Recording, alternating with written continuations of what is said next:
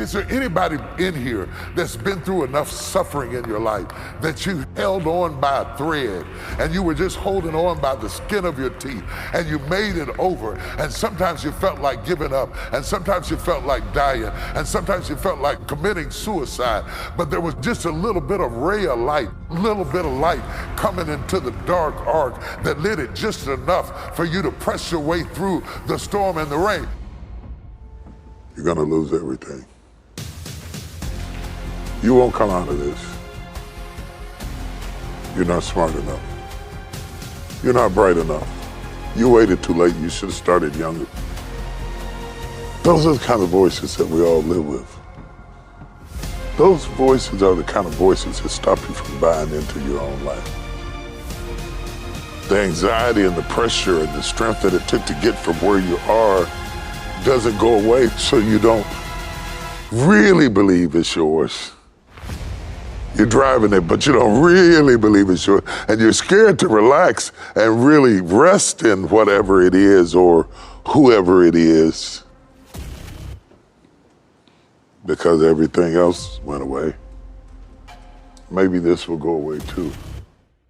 Something that you know becomes the catalyst against the trials, against the traumas, against the sleepless nights, against the virus, against the crisis, against the times that we're living in. We're so busy searching for somebody to celebrate us that we don't celebrate ourselves.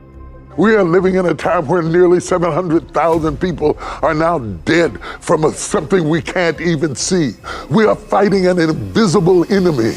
And that enemy has friends that has created trauma and distress until we are overwhelmed even when nothing else is going wrong. Just the feeling that other people are going wrong gives us a certain degree of stress and trauma.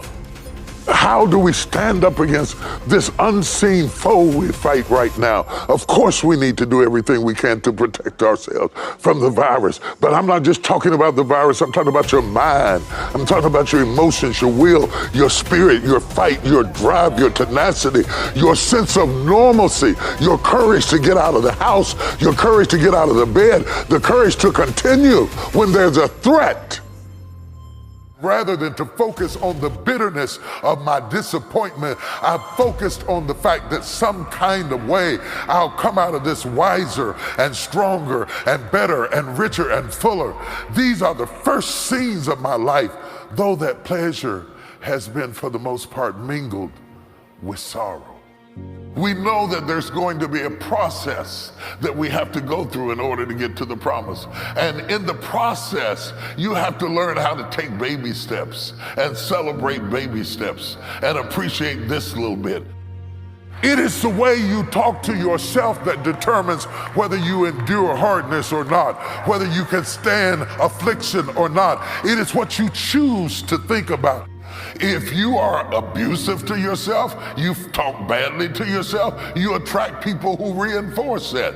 If you celebrate yourself, you will draw people into your life who also join your party and they celebrate with you. The enemy always has some sort of tool or memory or situation that he uses to terrify you, even though the good times are here. And the dream is there, and the blessing is there, and the goodness is there. But there's always this haunting, nagging defiance that says, don't you relax.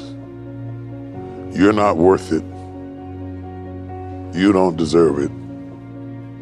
And I'm wondering if there are things echoing in your head right now that are stopping you from living your best life because you will not silence them by speaking back.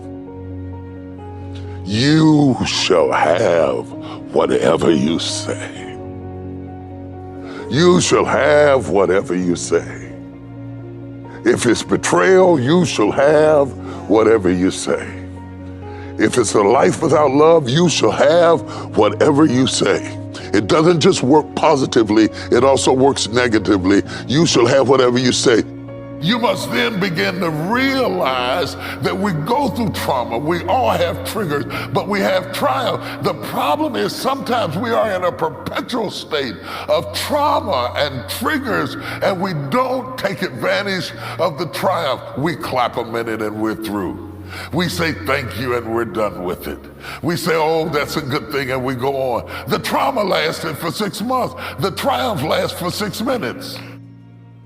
We ought to have at least as long a celebration as we had frustration.